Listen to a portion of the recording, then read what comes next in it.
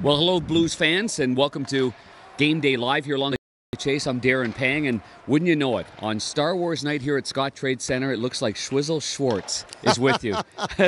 May the Schwartz be with you. Well, you know what? That's a welcome sight to this team. Knowing that you're getting that kid back. He's gone through some tough times with his injuries, and thankfully for the Blues fans, they're going to get to see the kid back in action tonight. It'll give them a little taste of getting back into the role before they go to the All-Star break, and a timely time to get them back to Panger, because the team we're playing, they are on a roll. They're really on a roll. Now, we're suggesting this because we're watching the line rushes here on the morning skate, and he's with Braden Shen and Alexander Steen. We've seen time and time again the numbers with and without. And I know there's many players around the league that when you're without that top player, of course the team's going to struggle. Chaser, you've been around locker rooms like I have. What is it about Jaden Schwartz, in your opinion, that just makes it go, not just on the ice, but there's something about his attitude and the way he is off the ice as well? Yeah, there's certain things that make certain machines effective, and the machine out with the Blues is Jaden Schwartz. Whether he's like the washing machine or the agitator, and he's not necessarily, he's just that guy that goes and has the motor for the team.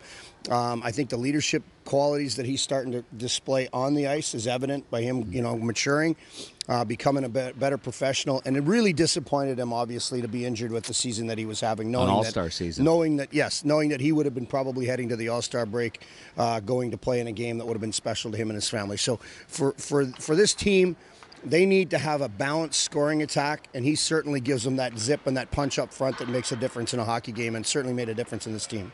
Could have been the two Saskatchewan boys. It could have been. It would have been Schwartz and Shen, I'm sure, at that particular point. And it might very well have been Tarasenko, because all three of them were red hot. They were. Now, the team they're playing, speaking of red hot, what is it that's made Nathan MacKinnon? He's taken that next step, and I would have to think if they make the playoffs, he's an MVP candidate. I've got him right now as an MVP candidate for sure, because in all fairness to the Colorado Avalanche, Chaser, you look up and down their lineup, it's not that heavy. Right. I mean, it's not that heavy. There's one All-Star on that team right now. I know his line with Rantanen on the right, and he's got Gabriel Landeskog on the left. It's a really good line, and they're hard to defend.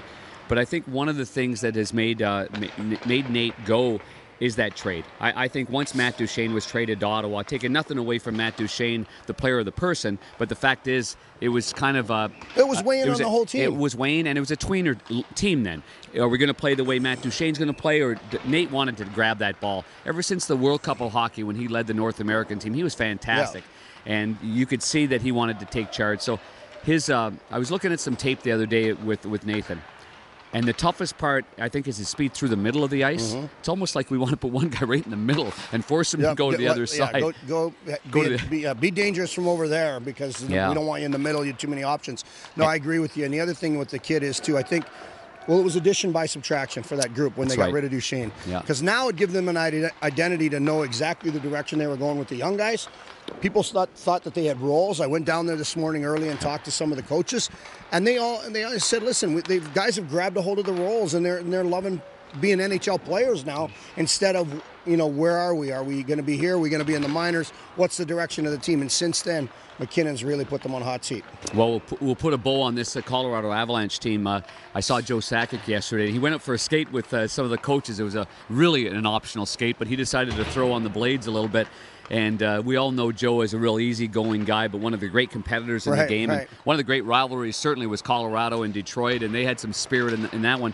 But he was he's looking at the way that this team is playing. He's a GM of the year for making that trade. How he got two teams to be involved, how he got pieces from both. He's very humble guy. He says, I got lucky on that deal. Well, he was patient. Maybe he got lucky a little bit. But boy, oh boy, did that change the fortunes of Colorado. Well, it certainly did, and he was ostracized for waiting and not making deals and pushing deals, and he was questioned, and is he capable of it, and does he know enough about the game? And he can tell you he's lucky till you're blue in the face, but he made the right deal for that team. Yeah. That team now has got some incredible young players in their system, and they do nothing but grow, and it's on the backs of Joe Sakic. And he was complimentary. He was talking about Braden Shen. He said, how they get Braden Shen? So I think all the way around, both these teams have always made tweaks to get themselves better. But Colorado has not been a very good team the last half dozen years. So it's nice to see a great city, once proud franchise, get back going again. Let's wrap this up then. The game before the All-Star break. So we've talked about this even before the bye week, how important it was. Yeah, don't look to the beach. Oh, my goodness, huh? No. It's an important one here tonight on home ice. Because the way the Blues played on the last game, it was like the Holiday had started the day before, and I think hopefully they've learned their lesson. They know that this Colorado team's on fire. I think they've lost 1 in their last 11. That's right. And so you're going to have to be capable of paying the price and wanting to do the little things that are going to make you effective. Don't rest on the laurels of just because Jaden Schwartz is back in the lineup, things are going to change. Go out and work for them to change. And I think they got back on the right track against Ottawa, and that's what I expect. Well, Carter Hutton got his 10th shutout and the 1800th win for this franchise. That's 8th most the 8th team to get to 1800. So quite an accomplishment. And Carter Hutton looks like he's going to be the goaltender again before the break starts. And I'm sure, listen, after the break, Chaser, I'm sure that Jake Allen, I was told the other day, he's going to change up his gear. Goalies aren't very superstitious. He's going to change up the gear. He got on a roll last year with the gear that he had on. He's got something new in store for the break. I think he's going to be refreshed also, and the Blues are going to need 2 goaltenders down the stretch here. It's been the story of every team that's won the Cup of how they needed both of their goaltenders in the last little while, so looking forward to it tonight. That's why we need both of us. That's right, buddy. Let's get a W and let's get a break. Okay? You got it, buddy. Thanks. For Kelly Chase, I'm Darren Pang. Enjoy the game tonight, 7 o'clock right here at Scottrade Center.